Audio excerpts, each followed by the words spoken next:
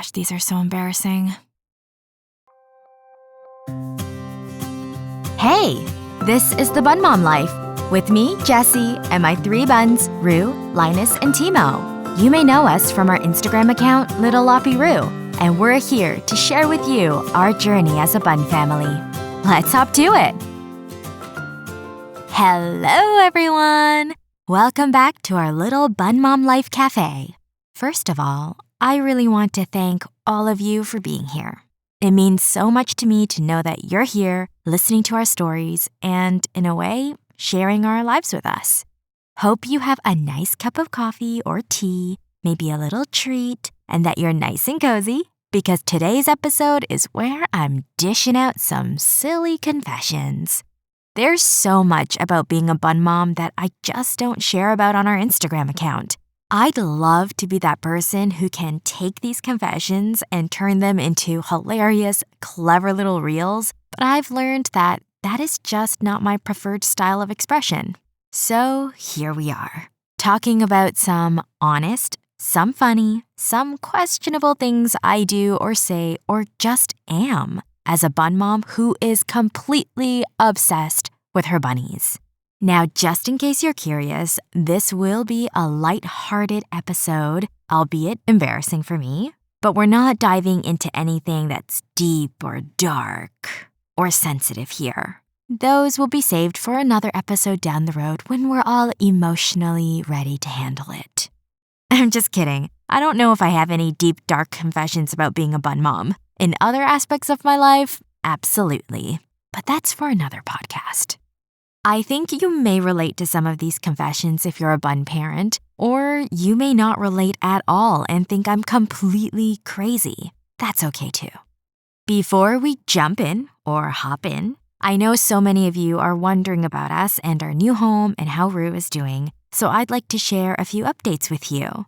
The home is really starting to come together bit by bit. There's still lots of work to be done, but it is really feeling homey now. My studio hasn't been set up yet. We're still waiting on important pieces to arrive, so yes, I'm still sitting here in my closet, imagining it's a cafe, recording for all of you. Rue has been doing very well and is more and more comfortable with the stairs each day. Whenever we remove the gate that we use to block the stairwell going downstairs, she gets so excited to run down to the main gathering area and get her breakfast. By the way, after intensively searching for gates for stairs and only finding ones suitable for dogs and cats, and not little bunnies that can easily slip through the holes or jump over the gate because they're just not made tall enough, we've decided we'll be making our own. Just a simple gate with a strong magnetic closure that'll be installed at different stairwells. My brother loves home projects and is always doing his own renovations, so he has all the tools that could possibly exist, which makes it much easier for us. I'm sure I'm not the only one who has struggled to find nice, aesthetic, and bunny-friendly gates or fences, so we'll be sure to show all of you the final product once it's done. And maybe that'll inspire you or give you some ideas to make your own if you are in the same predicament as us. Right now, we're just using our usual white fences that we have and just propping them against the opening of the stairwell, and then using heavy boxes to anchor them in place. This means it gets incredibly annoying for us going up and down to different floors. But soon, this problem shall be solved. Anyways, back to Rue. She's been a happy gal as always and discovering more and more new spots and things to explore, like the new thinking chair. If any of you have been following along with us from the beginning, you know that we had a large, comfy armchair that Rue always jumped up on and would just sit there, looking as though she was deep in thought, or simply monitoring everything that was happening in the Rue kingdom. And we coined it her thinking chair. Later on, Linus would always join her on this thinking chair, and the two of them sitting there side by side was just so adorable. When Timo came along, he loved that chair and always jumped up onto it if given the chance. Then he would sneakily try to climb the back of that chair to get up onto our shelf, knowing that all the Treatos were stored there. One time, he was successful. He managed to actually knock over a few thankfully closed jars. Bundad was the one who heard all the sounds and found our little wild child up on the shelf. From then on, we pushed the armchair out a little bit so that even if he climbed to the top of the back of the chair, he couldn't reach the shelf. That brilliant, sneaky boy was always keeping us on our toes. Oh, how we miss them. We miss our fluffy boys so much. Just a little over a week ago marked the 2nd year since Linus went to bunny heaven. 2 years. And I felt every minute of these 2 years. Missing Linus and Timo is just a part of who I am now. Like a thread forever stitched into the canopy of my life. But lately, missing them hasn't only meant a strong focus specifically on their absence, but a focus on what it was like when they were really physically here. So rather than it being more of, I'm so sad that Linus isn't here to eat breakfast with Rue in her tent anymore, it's more, remember how precious and cute it was when Linus squeezed into the tent with Rue to have breakfast together? And of course, that tug of sadness and sorrow is always there. But the joy and the sweetness and the gratitude of that memory is far stronger now. Now, we do have another update to share, and this will explain to everyone why we've been so incredibly quiet these past 2 months. Be sure to keep listening because somewhere within this podcast, I will be sharing that update with you. You don't want to miss it. And finally, here we go. Oh boy. Hopping right into my confessions as a bunmom, in no particular order. Bunmom guilt. You know how a lot of mothers who have children have mom guilt? They feel bad going to work or going out with friends or having self-care time because they feel like they're somehow neglecting their child by doing these things. Well, I have a serious case of bunmom guilt all the time. Inevitably, every time I need to leave the house, whether it's for work or to meet up with friends or family or for other commitments or even just to do groceries or go for a walk, I will have bunmom guilt. I will feel bad for leaving Rue, or back then when there was also Timo and Linus, them too, feel bad for leaving them behind. I will feel like I'm neglecting them in some way. And this bunmom guilt isn't only when I'm out either. Even when I'm in the same house as them, and I need to record in my studio or finish up work or go to another room, or I just want to go up to the rooftop terrace for a bit, I will undoubtedly have a case of bunmom guilt. It's as though inside of me, I feel the need to be with my bunnies 24/7 as their companion, in case they need me, in case they're missing me. This is crazy, right? Does anyone else have such a serious case of bun parent guilt as me?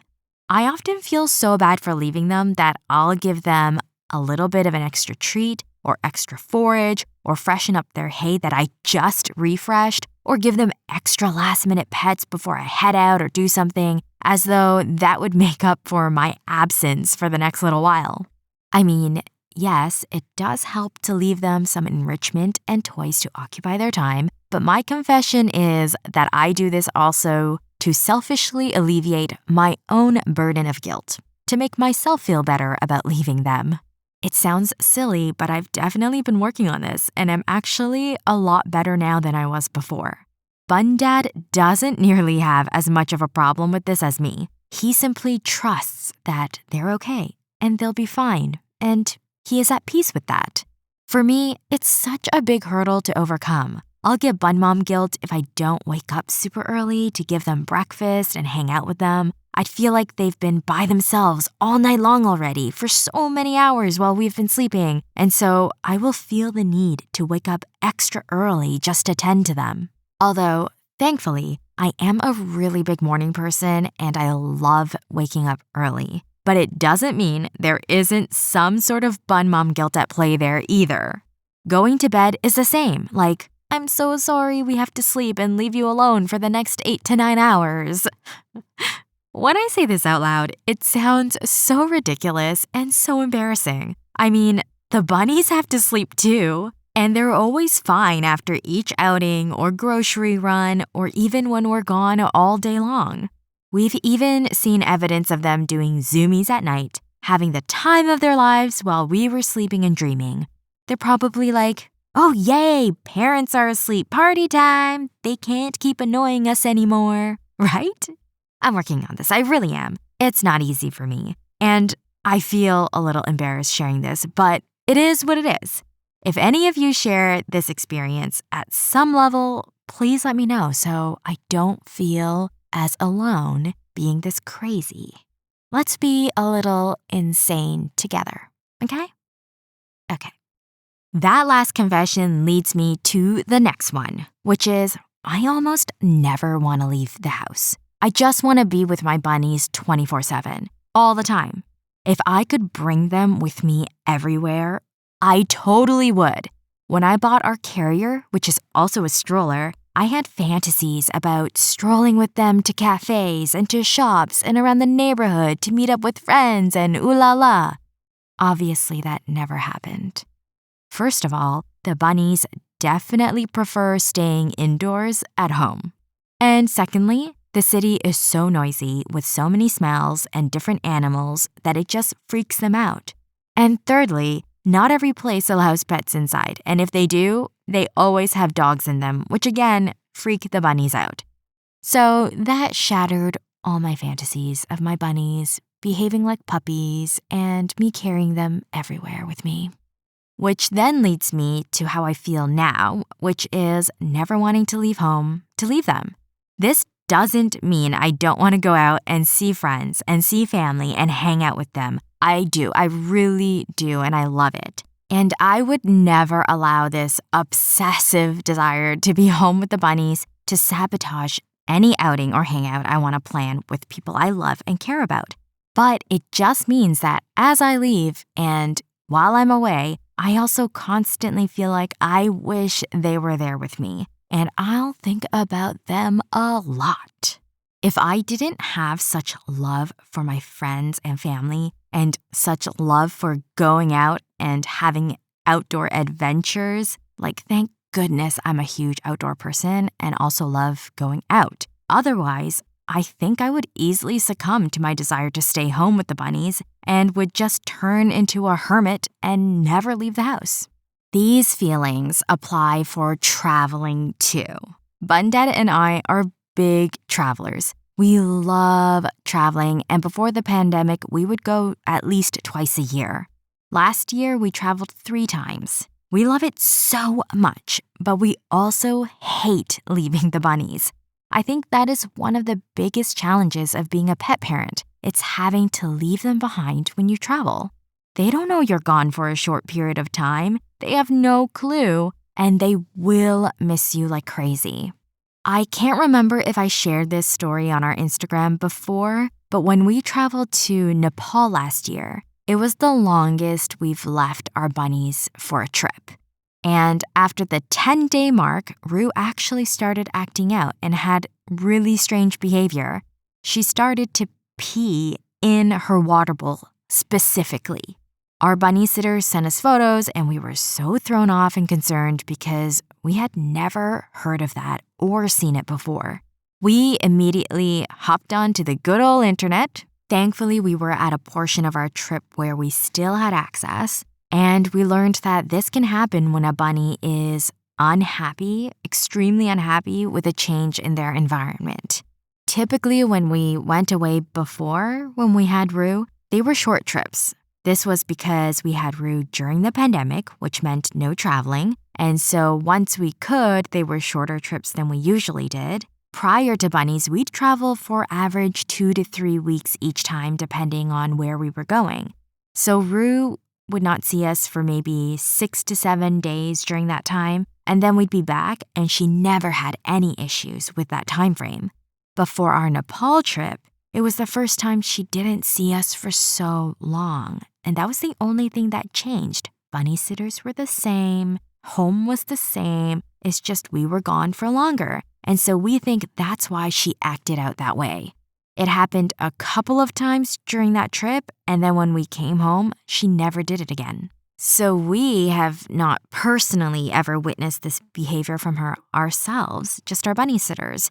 And it just makes us feel that Rue and the Bun Buns do really miss us when we're gone. And also, Rue has always been really, really attached to us. She grew up with us since she was a baby, so I think that it's a lot harder for her when we're not around. And it's a big reason why wherever we go in the house, she'll follow, and that's where she'll nap, that's where she'll sleep, is near wherever we are. So we get such mixed feelings while we're away. We're thrilled and excited and ecstatic about being in a new place, diving into different cultures and adventures, but we miss the bunnies like crazy, and we feel guilty we're not at home with them. Again, this doesn't ever stop us from traveling, but it definitely makes the feeling of traveling harder. You know, back in the day without bunnies, Bun Dad and I could so easily just leave without a single worry or a second thought. Now we have many worries and many more thoughts when we go. It's one of the prices we pay for having bunnies. The next confession I have is that Bun Dad and I will have full-on conversations with each other in the bunnies' voices. For example, I will talk to Bun Dad, pretending I'm Rue, and speak in the voice that I used for Rue, and ask Bun Dad questions about when I'll get my next Treato, or what are you doing, Bun Dad, or what is that you're holding? Literally pretending I'm Rue. Don't ask me to do the bunny voices. I'm not ready for that kind of exposure yet. And Bun Dad will full-on respond as Bun Dad responding to Rue. And we will have a full conversation as Bun Dad and Rue back and forth. And in reverse too.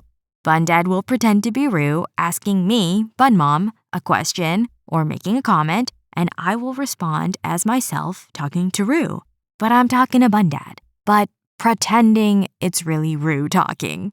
And then, if Bun Dad isn't around, I will have these full-on conversations with myself, alone at home, back and forth. Myself being both Bunmom and Rue. Question, then answer, then follow-up comment, then response to that comment, an entire conversation with myself. And sometimes there's even some giggling and chuckling and even laughing. And I have different voices for all the bunnies. One for Rue, one for Linus, one for Timo. They all sound different in my head, and they all have different ways of talking with different cadences and ways that they intonate. Like, I am serious about their voices. Maybe because of my line of work, and maybe because of my out-of-control wild imagination, and probably more likely because of my insanity. This is so embarrassing to admit. Did I make a mistake telling everyone this episode would be about my confessions? Well, I hope you're all having a nice little laugh and that this is entertaining you. Knowing that makes me feel a little better. Next confession. Spying through my pet cam.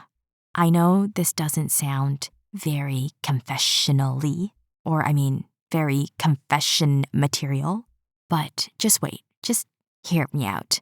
So we have this pet cam that can be controlled remotely through my phone. I log into the app and I can see the area where it is facing, and then I can literally control it like a remote control car and drive the camera around the house. We love it. It's so handy since our bunnies have always been free roam, and so they can be in different rooms of the house. And having a pet cam that allows us to drive the camera to different rooms to see where they are is so helpful. Well, now it's a little trickier since our pet cam can't go up and down the stairs.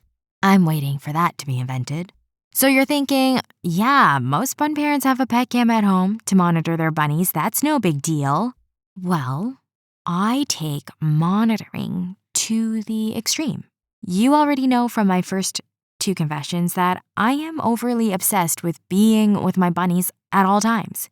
I get so torn because I want to go out. I want to be with my friends and family. I want to go have fun, but I also hate that I'm leaving the Bun Buns. Such mixed feelings. So I watch them through the pet cam constantly. If I'm out and I'm able to do this without being rude or disrespectful to whoever I'm with, so usually during a bathroom break or when there is a pause at some point in whatever we're doing, I try never to have my phone out when I'm having a meal with someone, or when I'm hanging out with someone, I like to keep my phone tucked away. So whenever I have any kind of break, I will go onto the app and see what the bunnies are doing. If it's Bun Dad and me together on a day trip, for example, or biking or hiking or exploring somewhere, I will literally check every half an hour with him. If we're in the car, I'll just have the app open the entire time, watching them. I am so extreme with my pet cam spying that even when I'm at home, I'm watching them. Not kidding. Right now with Rue, if I'm in another room, I'm watching her through the pet cam. Right now, as I'm recording in my closet, I have my phone open to the app where I can see Rue just sitting in front of me so that I can watch her. When I was drafting the outline for this script for this episode, working away on my rooftop terrace for a couple of hours, my phone was beside me with the pet cam on. Other people spend hours scrolling on social media. Not me. I spend hours watching my bunnies. If you thought I was obsessed before, I'm sure you think I'm absolutely overwhelmingly fanatical now. I am. I really am. I will admit my faults. Okay. That's a lot. That's already a lot. So how about we take a little break from my confessions? I mean, they're so crazy. I feel like we need a pause. Also because my next confession is another wild one, so I'm just kind of delaying sharing with you. Haha. And also, I did promise to share some news with you all. You may have noticed we've been even quieter than usual on our Instagram. And there is a big reason for that. Can you guess what it is? I'm sure some of you may suspect this already. We have another bunny. Yes! We brought home another friend for Rue. He is truly like her little brother in personality. He came home to us on May 11th. He is a rescue, just like Linus and Timo, and we found him at an animal shelter. His background story is another sad one, but we are so glad he's now in his forever home. I won't be sharing much about him in this episode since our next one will be dedicated to him. Be sure to stay tuned for that, especially because our bonding process between him and Rue is totally different from all the traditional methods that we see written online or talked about by other really experienced bunny professionals. So I can't wait to delve into that with all of you. This Bunmom Life community is really a gift to me, to Bun Dad, to Rue, all of our buns. And we wanted our listeners to be the first to know about the latest member of our little Loppy Roo family. So you heard it here first. We can't wait to tell you all about him and the process we went through when we found him, adopted him, and brought him home to Roo. You can imagine that there have been lots of ups and downs, lots of deep-rooted fears, which is a big reason why we've kept it quiet this whole time. But I will tell you everything.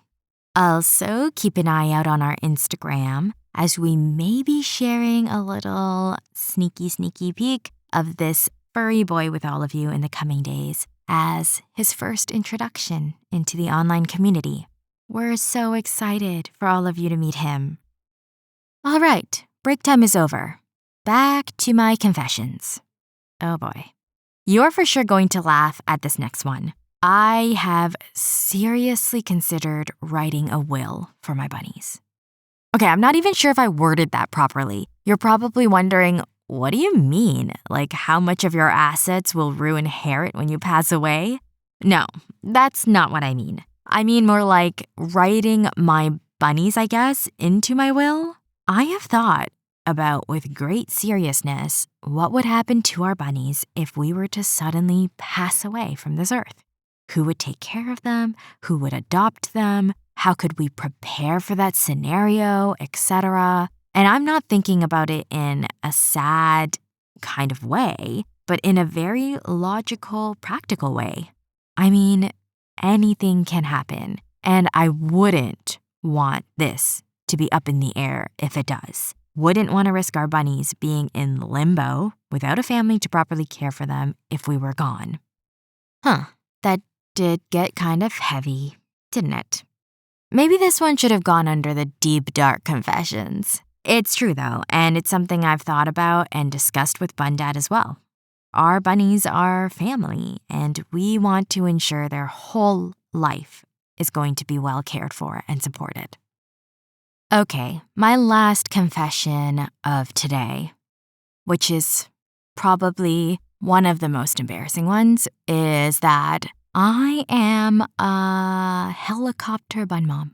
If you know the term helicopter mom, that's typically referring to a mom who is overprotective, overly controlling, who monitors closely everything their child does and has to be involved in every little thing, which can be a detriment to the child's development and independence. If left to my own devices, if I didn't make a conscious effort to stop myself, I would literally be completely a helicopter bunmom. I mean, I'm sure this is no surprise when you heard my other previous confessions, right? Well, it even trickles into things like enrichment toys. Sometimes, if I see them struggling with their toy, which, by the way, is the whole purpose of the toy, for them to struggle and try to figure it out, thereby keeping them occupied and their brain enriched. But if I see them struggling, I sometimes will step in. Yes, I will step in and try to help them figure out the toy or the puzzle, or help guide them to finding that hidden treat or forage or veggie snack, because I feel bad if they're struggling. This is crazy, right? Because the whole point is they are being kept busy, and they were being kept entertained, and they enjoy figuring things out and getting their reward. They're not struggling to stay alive or fight a predator or something. Bunmom can step back. Bunmom needs to step back. And that's what I've been doing. Or practicing, I should say. I literally force myself to walk away, go to a different room, occupy my own self with something so that I do not interfere with the bunny's enrichment time. Another way that I'm a helicopter bunmom, I don't want to let Bundad do anything because it needs to be done the bunmom way. Okay, I'm grossly exaggerating now, and this is now only a little bit true. I do have to admit, though, that this was definitely once me, totally. Where even putting veggies in the bowl for them, or the way the litter box and the hay were arranged, I'd feel the need to do it because it had to be some certain way in my head. Because I felt in my head that somehow the way that I did it was better for the bunnies. I just had to control everything when it came to the bunnies. And then at some point, I realized how ridiculous it all was and that my need for control does not help anybody or anyone. So I don't do this anymore. Bundad definitely does a lot when it comes to caring for the bunnies, and the teamwork dynamic is just so much better. It is also immensely freeing to relinquish control. Not everything has to be a certain way, right? Control is an illusion anyways. There's very little in this world that we can actually be in control of. Those things are mostly things within ourselves. Everything else, external to us, we think we have control over, but it's really just an illusion of control. So yes, me, a recovering helicopter bunmom, working on it, improving day by day. Can anyone else relate? Hopefully I'm not the only one going through this, but I wouldn't be surprised if I am. And those are all my confessions for today. How do you feel? How do I feel? I feel kind of embarrassed and silly and ridiculous, especially after saying all those confessions out loud. At the same time, I'm just laughing at myself internally. All these things that I do and feel and say all show me how much I love my bunnies and how love can make us do crazy things. I'm glad I've toned down the craziness a few notches compared to before, but there's still lots of work to be done. Awareness is the first step, right? If you can relate to any of these confessions, or if you have any of your own that you'd be willing to share, send us a message over on our Instagram account at the Bunmom Life. I'd love to hear. I'd love to know if there are others in the same crazy bun parent boat as me. Your coffee and tea are probably long finished by now, and I want to thank you again from the bottom of my heart for joining us in our little Bunmom Life Cafe and for listening to our stories. We hope you enjoyed today's episode. Let us know what you thought about our big update, and we can't wait to share more with you in our next episode. Remember to keep an eye on our Instagram for some special little things coming up. Have a wonderful day or evening wherever you are. And remember, you are loved and cherished always.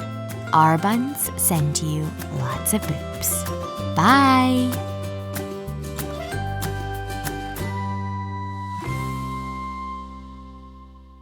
Hey, we're back. Sort of. Just popping in to say a friendly reminder that we are not licensed professionals here on the Bunmom Life podcast. Everything that we've shared is just our own personal stories and experiences. So if you have any questions or concerns or need any advice about your bunny, please do consult a professional or an exotic vet. All right, we'll see you next time.